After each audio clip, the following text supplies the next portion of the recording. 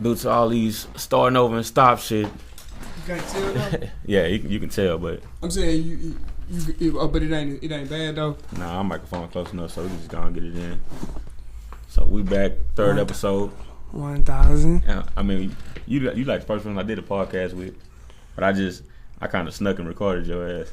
Right. I was like, damn. I was like, shit, ain't no telling what I was on that other time about. I was like, I probably was saying some shit. Yeah, I ain't get everything though. Yeah. You know what I mean? But them motherfuckers find offensive or something, you know what I'm saying? Cause low key, them the type of convos you have when you not really personal convos, you know what I'm saying? Motherfucker might get offended and all that type of shit, but you know. This time I want you to offend somebody. Nah, I'm kidding. I used to would, but shit, I try. Now, don't get me wrong. I'm gonna say what I'm gonna say, but I try not to offend people. I try to be more open minded to. So you know, because of the fact we got mutual friends, we ain't go.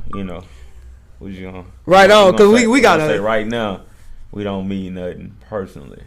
Right. For sure. I don't never mean nothing personal unless I'm personally talking to you. Yeah. You know what I'm saying? And trust me, y'all don't want these hands, man. Y'all don't tell them about the boxing, dude. Where you started at with the boxing?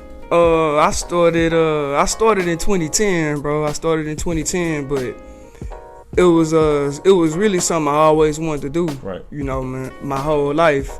I think I first started out. My mama, she was a barber. Okay. And she was nice with the Clippers, or you know. Yeah. She was solid with the Clippers. She still is. She a teacher now though, so that just show you like over the years you know. Grasp something different, yeah. If that's what you choose to do, you know what I mean. But we had a boxing gym next door, and I was always into fighting and all that. What is located? You talking about? Where you? This was on Imperial Valley, man. This was in the 90s, man. This was way in the 90s, bro. Yeah. I was a kid. Me and my brother, we used to go up to the shop all the time. Right. And running around, little kids, they fool around and opened up a boxing gym right there. So we used to go in there, sneak in and do whatever. But we never really got a chance to get into it. Right. And we really wanted to do it. I got in there, checked it out, seen how it was, and I feel it was something I wanted to get into, but it didn't last long. They ended up moving the shop, and once they moved the shop, that was a wrap. They moved the gym from over there. It was ran by a professional boxer at the time. His name was Lionel. I never did know his last name, but If you out there, Lionel. He definitely out there. Anthony. I met my partner Anthony Morris up there too. We was kids. He used to be up there too. Right. I met I got a lot of homies who was up there in the Greenspoint area. That was in Imperial Valley in the 90s, man. I met my boy Smoke over there too. My boy. Smoke? Nah, his name Jaren, you know what I'm saying? It's so many Smokes. This Houston, bro. It's about 1 million Smokes. It's a Smoke, in every hood, every place. I thought some Smoke just skin. They come to the gym with the white girl. But nah, that's not the same. Smoke. Yeah, because I don't need. Oh, okay. Yeah, I went to school with Kendrick. What you mean? The same grade? A year after? Nah, I think he went to school. I think he went to school with Jay Boss, one of them. Oh, okay. He was at the gym at y'all gym, open gym. But nah, get back. Oh no, I know you talking about. I don't know him though. I just see him at the gym all the time. Yeah, for sure. Yeah, get back to the boxing, man. Okay, yeah, bro. So they moved the gym, and then you know how it is, man. It's Houston. We don't have. This ain't like on the East Coast or the West Coast where you have a gym on every. They strong with their boxing for as it being corner to corner. Right. You know what I'm saying? Just like New York with the basketball, like they corner to corner. Like you ain't gonna miss them on no basketball. Right. And down here it's football. This football nation. It's Texas, man. You can't. It's hard to go against that. Right. Which I didn't, but in between sports, I already knew I was gonna play football. I already knew I was gonna play basketball. That was a given. I ain't know you play football. Oh yeah. I was more solid in football than I was in basketball. I just like basketball more. Okay. You know what I mean? Right. But so that's what we was raised on. We couldn't go to no boxing gym, but when I finally got a chance to get in one, I seen what it was like. I went in there. They had a sign right there by Camden Park, bro. Coming down what's that? Spears and Gears. Okay. Coming down Spears and Gears. You know how you stick the little signs in the ground. The signs say boxing. You know what I mean? Guy named Coach Stacy. You know what I mean? He got a son named Marcus. His son, a pro fighter now. Right. But they had their number on the sign in the ground. I went up to their gym. I checked it out. First day I go in there, I see some Hispanic kids sparring hard too, going hard. I just looked at them and was like, oh yeah, I'ma like this. You know what I'm saying? I'ma like this. I'm just on the outside looking in. I'm like, this gonna be what's up. Right. So I go in there, I check it out. you know, he looking at me. This come off years and years and years of weights now. You know what I mean? So he looking at me. He like, man, you know, you just not getting the boxing. I'm like, man, I'm just getting around to it. You know, unfortunately, it wasn't my decision, but you know, that's how it unfolded. So I'm just rolling with it. And we got in there. He ain't stay at that gym for too long though. So I ended up moving to the other side of town. I moved to Mo City. Okay. And I started boxing at Mo City Boxing. As a matter of fact, my coach from Mo City Boxing, he just passed away about a month ago. So R.I.P. to Coach Cliff. You know what I'm saying? But that's why I really started getting it in at, and we was in there just sparring hard, boxing, just going hard. And then from that point on, I just kept it going. I fought in Golden Gloves, fought championship fights, won trophies, and I just been, you know, in and out ever since then because I've been trying to get other stuff situated too. Got to take your time. So was it better beating people ass in the ring or beating people ass in the streets? Well, you know, looking back on it, you gotta say I would say in the ring because I mean really because in the ring it's not really on my behalf. It's really no ego. Okay. You know what I'm saying? Okay. We boxing. It's the sport. It's for the love. I don't even know the dude across from me. I don't know nothing about him. It ain't nothing personal. When you fight in the streets, it's ego driven. It's like, you know, you trying to show the other person that I'm the wrong one to mess with, and I'm tougher than you, or I'm bigger, I'm better. Or you probably just started some shit. Now you got to back up. Exactly. You know, or it's about, you know, maybe somebody coming at you, you trying to defend yourself. But either way you look at it, the emotion that's involved in it is different. It's different. So the outcome is different. You know, sometimes you might fight somebody and you might get it off your chest. It might be dead wood after it, depending on what type of person you're dealing with. You might fight somebody who thought they was finna whoop your ass and you whoop their ass. Yeah. And then they be like, all right, then they be like, all right, I'm gonna leave him alone. He ain't no joke. Then you got people who do fucked up shit. You end up whooping their ass, and now they want to come back and do something to you after that when they was the one who got the shit started in the first place. You know what I'm saying? Exactly. So be like that, bro. I would definitely say in the ring is better because when you're in the ring, you don't even have to worry about none of that. You know what I'm saying? But then, retaliation type. Right, but when unless it's back in the gym again. Right, for sure. Yeah. But outside the gym, bro, my mind ain't even on no confrontation. Right. I ain't trying to fight. I ain't trying to do none of that. It's only a few things. You already know those things. It's only a few things that your mind is on when you out here day to day and you a young black entrepreneur and you trying to get to it. You know. Like, you know, some is women, some is this, some is that. But I know majority is women. If we talking about it in general, and this is men talking. This is men talking. So you know how it go. But everybody different. And me personally, shit, that ain't what I'm on right now. You know what I mean? That ain't what I'm on right now. Cause I know what's up with that. You know what I mean? By him saying that, he mean he focus on getting to the money, he not right on and, women, right, and choosing something differently, right, and achieving goals, and you know, scratching shit off the list, and we you know, we just had this conversation. We always had women, even when we had money in our pocket. You know what I'm saying? We always had that, so that's nothing new to us. But right now, it's getting to this bread. It's very, very different. You got to have your focus on one thing. You know what I'm saying? And getting that money, chasing that bag is what we're trying to do. Man, it's like, man, if you go after two rabbits, you guaranteed to lose both of them. You know what I'm saying? Different directions, they ain't around each other. You gonna come up empty-handed. You coming up short, so it's about focus. You know what I'm saying? You can see two rabbits and go after one and track it down. Right. You know what I'm saying? Because your focus is on it. You know what I mean? That's like, you know, when you go back and watch Rocky, everybody's like, yeah, you know, he got him chasing the chicken. Chicken moving and it's going. At the same time, the chicken moving fast. It takes some quickness. It takes some speed to catch up with it, some agility. So he doing boxing training, and I paying attention to the mental aspect, the focus it take to get the chicken. Because you can't be worried about foot speed and all that when you chasing the chicken. That's going to be there automatically. Trying to balance everything, and you know it's not working for you. Exactly. So I get that, but I had to bring that boxing up first because I know that's near and dear to your heart. And you know we're gonna get into a lot of stuff, but you know you got to take me back to the last fight you had, and you know I support you. So you right. What was in your mind before the fight? Well, before from a boxing standpoint, nothing that had to do with boxing was on my mind. Okay. Period. Like I wouldn't even think about boxing, but it's just where I was at that time. I can honestly look back and say that my mind was all over the place. Right. But that's not the reason I lost the fight.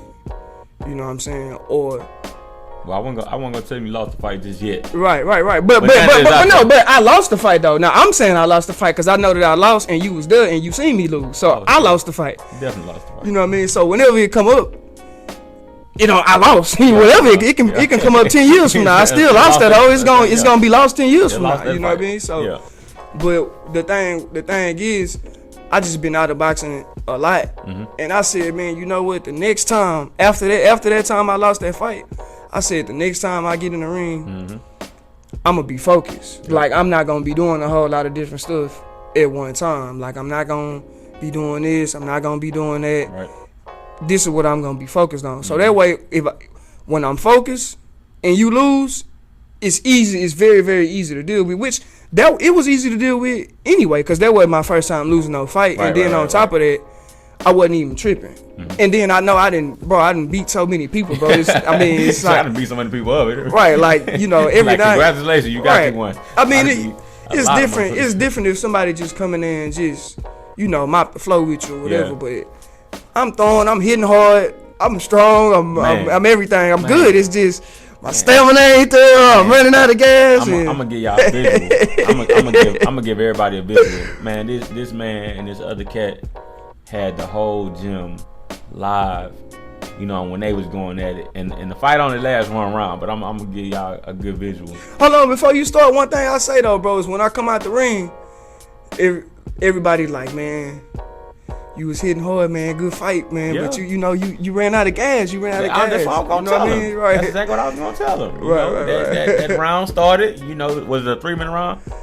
It was 2-minute round. It was 2-minute round. I say BYRON did his thing for about a good 1 minute and about 35 seconds. Right. So give me, half that. A little more than half. What it was, that because he just explained to y'all. He wasn't really focused on boxing. He just wanted to get back into the ring and go off some of the old stuff he knew.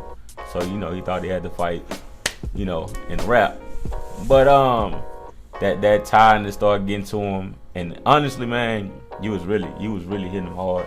But I'm looking at the cat and he just knew. Like at any given moment, he ain't gonna last that long. So the dude was actually like taking the punches. Right. And when that last little 30 he was dealing with him. Oh man, he took off. Right. He took off, and the crazy part is, you was still in the game. It just the crowd didn't give you no more chance. It was all rap. But the thing about it is, bro, you can't even hear the crowd when you're in there. So you ain't really paying attention to the crowd. I heard him. Yeah, it was like a change. Like the whole room went from this side to that side. Like you remember on what's the name of that movie with Eddie Murphy them a long time ago? With Red Fox and all them. Harlem Nights, yeah. When he was fighting the white dude in the ring and one side sat down, the other black people got up. Right. It went exactly like that. Right. And the dude just took off. I'm looking at BYRON like. Right. Like, he's just not ready for this one right here. And you got to just face facts, bro. I was so hyped. I was ready for see you beat because I got tired of hearing the stories. I want to see myself. Right. But so is it a wrap for the boxing career? I mean, the thing is, I was never doing it. Like, I was just doing it because I like the training, I like the box. So I'm always train, I'm always box, and I'm gonna get in the ring again. So very, very exciting. I definitely can't say it's over because I'm gonna be back in there. But I'm just taking it one step at a time. I know for a fact that it's gonna be there and it ain't going nowhere, and I know for a fact that I'm gonna get back to it now. The timing on it, whenever I feel, that it's time to get back in there, I will. But I definitely will be back in there. That's not gonna stop. That ain't never gonna stop. So what you're really trying to say is, don't bring them problems to the streets because he still beat your ass if need be. And so what they say, my hands registered. When somebody say that, you better just go on. But let me tell you something. He real calm as hell. When you first came back. And we're gonna get into that. When you first came back, I seen you at timeout at the little club spot in timeout. I was 45, and you just let it be known, like you just stay in your lane. Right. You know what I'm saying? Like, you know, my quote I stole from you, stay over there. Cause that's how you was, like, just stay over there and mind your business, and I'm good over here. Straight up. And let me know. Like, you told me I don't really like being in this spot. Last time I came here, dudes bumping and talking noise, and I just told him, like, you really don't know what you about to get yourself into. Right. But as a man, you know, your hands registered, so you can't be out here like us regular people. Right, and that's why, that's for the most part, bro. I haven't had like no confrontation in the streets in a long time, but most definitely I'm gonna try to diffuse the situation before something, you know, jump off like that, because I don't really want nothing like that to happen in the first place. Because like I said, bro, you know, focus is different these days. Gotcha. Man, glad to hear you growing. You know what I'm saying? And you a father, you know, we got to get into that. Most definitely. Pops, you know what I mean? What's your daughter name? Sanaya, cool.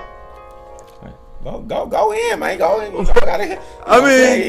You gotta how you take care of your little mama, Sanaya. Yeah. Basically, because we done had this conversation, and you know, people on my Facebook, they went in. You know what I'm saying? They was ready to hear this podcast. What they was saying, because I ain't see it. So let me know, so I have an idea. You know what they want to know, and then what I can touch on. When you was explaining how when you was trying to balance your career, which is training now. Oh, right. You know what I'm saying? Try to feed your face and you know. Man, that's just one of them, you know, just coming from nothing to some type situations, you know what I'm saying? Man, I put it to you like this, bro. It's like everybody have situations, man. Everybody go through the things they go through. Right. You know what I'm saying? But I ain't gonna say everybody, but a lot of times, you know, we involved in other things besides what we would like to be focused on. Right. You know what I'm saying? And when you're doing that so much, when you're doing a lot of comparing and contrasting and, you know, looking at what everybody else is doing, sometimes you can miss your opportunity. So it was just like, it's time to kind of like, you know, I see what everybody else is doing. Don't get me wrong. Like, I ain't blind. But I just can't be, I got to just be focused on what I got to do. And for me to get focused on what I got to do, got to take some L's. I really didn't want to. And that's what stopped me the whole time. And you know what that's called? That's called comfort zone. Because you think about, you say, all right, well, if I know I want to do this, if I know I want to do that, this is what I'm going to have to do. Right. And then what you do is you just talk yourself out of it. You just start giving yourself all the excuses. Start talking about money. That's you know, that's the first go-to, finances. Money. Okay, but what can you do that don't cost nothing? You know what I'm saying? Get your attitude together, you know what I'm saying? All that kind of stuff. You start be reliable, be dependent. All that, you know, planning, setting goals. I didn't understand that at first, and I was like, okay, now I see what you mean. Like, what can you work on yourself that's priceless? Right, that can priceless. Help you make money. Priceless. You know what I'm saying? And I had to change, you know what I'm saying, some stuff by myself also. Attitude-wise, I had to change my attitude. How I treat people. Yes, ma'am, no, ma'am. You know what I'm saying? Stuff that I fell off of and I had to pick back up because throughout time, you know, like they say, you start smelling yourself. Right. You know what I'm saying? So I get it. But, you know, we could just go right into the time when you were telling me about the struggle of buying your daughter school clothes or, you know what I'm saying, feeding you or her. Right. Okay, tell me about the worst moment that you can possibly think about. I'm gonna tell you this. Okay, I'm gonna tell you right here. I'm gonna give you this scenario right here. You know what I'm saying? And really, I'm gonna be 1,000 with you, bro. For the most part, anybody who know me personally, they gonna say the same thing. Okay. For the most part, they gonna say, well, you know, he a closed book, you know, type person. Which a closed book though? Well, they say, well, it's like, man, let them know a little more, because that's because you I had to put the recorder on because I know he about to drop a jewel. I know he about to. I know he about to drop. What make you say that? Because I know, because when you going about your daughter, you really be going in. I mean, I'm like that about anything. I'm passionate about it. Obviously, I'm passionate about my daughter. That's my child. Yeah, you know that's what I'm saying. That's because the thing is, on the Vent podcast, I got somewhere I say it's something that you call being real, but we want to be real. See, that real is stuff a person might not say because they scared to get judged. You know what I'm saying? So they might give you a few little pointers, but they ain't right. So we like to do something that's called the real. Give me that real. You know what I'm saying? We want to hear. Right. I mean, if y'all, I'm sorry that y'all got to miss on all these stories I done heard from this man already. Right. That ain't my fault. Find better friends. You know what I mean? Because I done heard some stuff. You know what I mean? All right, so I'm just here to let him talk. Let me shut up. This you. It's your podcast. All right, so I give you a situation, bro, where it's like, you know, you work jobs, you know, most people mentality, and mine as well is like, you know, or you know how the general person, you gonna do. If you a good father, you a good parent, you gonna do what you gotta do to support your kids the best of your ability. Right. Definitely in a financial situation. That's most people way of thinking, you know what I'm saying? Not even think about supporting in all the other ways. But, you know, father, provider, so on and so forth. So, you know, I always been there for my daughter on a financial standpoint, you know, as much as I could. But, you know, you be in and out of different jobs trying to figure this out, trying to figure that out. But you working a job every week, you guarantee check on Friday. So I already know. Right. No matter what she need, no matter what she want, no matter what it is, I'm going to at least get a guaranteed check. Well, she going to be able to get something out of there for sure. Like, most definitely. Like, it ain't even up to me. All I got to do is go to work. All I got to do is punch the clock. But where things get lost is the way you making that money. The way I'm making my money to provide for my daughter. Now, you know, it's two spectrums to it. It's like, on one side, I'm happy, I'm enthused because I'm doing this for my daughter. I'm her daddy. I'm supposed to do this. Like, I brought her here. I helped bring her here. She didn't ask for this. She didn't ask me to make her. You know what I'm saying? This is something that two parents came together and decided to do. So I got to own up to their responsibility. So it don't matter how much I'm on the job and how much they talking to me crazy and so on and so forth. And, you know, you got to do this and you got to do that and this and this because it's simple. Hey, man, you don't got to work here. You know what I'm saying? You can go find a job somewhere else. And then you like, man, you know what? I got to do this for my daughter. So that's where the conflict come in at. But in my head, the whole time, I'm like, how can I do this for my daughter and still enjoy what I'm doing? I know it's possible because people do it every day. I mean, ain't nobody going to just walk up to you and just be like, hey, man, this is what you should be doing. This is going to make you feel great. That's something you got to find out on your own, bro. I worked out for about 13 years straight, bro, and not one person came to me and said, say, man, you ever thought about being a personal trainer? You know what I'm saying? The light bulb went off in my head. You know what I mean? And that's how I got into that. But I'm saying that to say, when I finally came to grips with, look, I know I'm there for my daughter when school start. You know, I'm not the one taking pictures of everything. I'm not, and don't get me wrong. Like you said at the beginning, you know, people get offended. This that. I'm not saying. I'm not. You know, saying that. I'm not. Goddamn picture, man. You post a picture the first day your child go to school. The first day, not Monday, Tuesday, Wednesday, Thursday, Friday. The first day. We don't want to see the whole week long of y'all posting pictures of y'all child. But I don't got kids though. So right, let me but so exactly. So you know, I'm never the one to say people need to stop it. You know, like I said, I can't judge. Everybody can do what they want to do. But I'm just saying, me personally, I'm not against it or for it. It's just my thing is that's just not really what you do. Right. Yeah. I mean, people do whatever they choose, but I know I was able to always do all those things, but I'm like, okay. Then I start thinking, like, what about when I go into working for myself? You know, I'm thinking like, well, you know, am I gonna have it? It's gonna be there. So I ain't even think about that because school ain't came around. So boom, you know, I jumped into training, and was just trying to get it off the ground. And I hadn't experienced no school year yet to where it was time for me to really get her things for school. And I didn't have the finances because it's always been guaranteed because I've always in and out of job. You know what I mean? Always had some type of job, like a for sure income. But you know, that next go round, the last go round, then I was in that moment. It was like all right, school about to start now, so you know your clientele ain't. I mean, you got a little clientele, but it ain't. You ain't just booming. Yeah. And you know, cause it's other shit you gotta pay for too. You still gotta live, and you know what I'm saying. Young black entrepreneur trying to get it off the ground, so it's time for that school.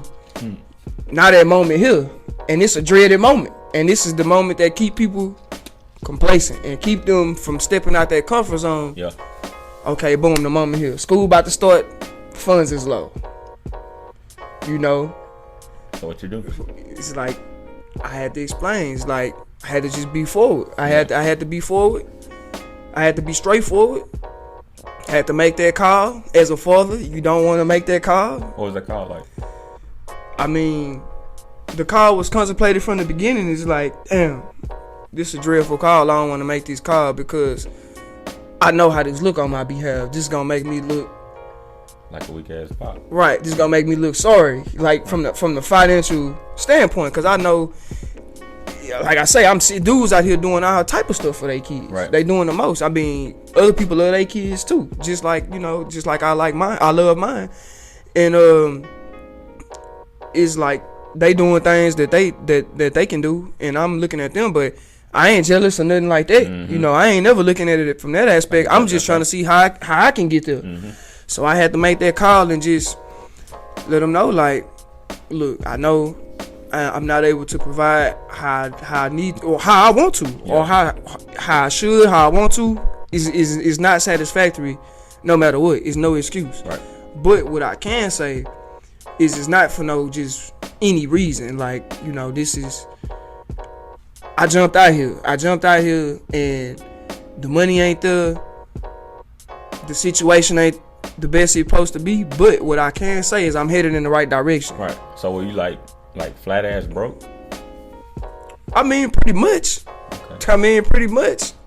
I mean, I still did what I could. I still got her some school shoes. I got her some shoes. I got her some supplies. I got what I could. It's just that I wanted to get how I really wanted to get. Okay. I wanted to do like I did in the past, but the difference is it's not guaranteed. Yeah. So I want the outcome to be like the past, but I want it to be for myself. You know what I'm saying? I want to be doing the work that's gonna cause me to be able to provide, instead of somebody else saying, well, if you don't get these, if you're not in at this time, then you no longer employed here, and it's stuff like that. Yeah. So that's where the sacrifice come in at. So you get to that situation, bro, and you gotta just make that call, and that person you set on, or the mother of your kids. Yeah. How do y'all get along, y'all? Oh, we get along great. We don't have no issues. Like, we don't have no drama. It ain't nothing like that. Okay. It's never been nothing like that. So it's all good. The relationship is cool. Yeah, I don't got good. Yeah, I don't got no kids. So right. I don't touch on that. Right.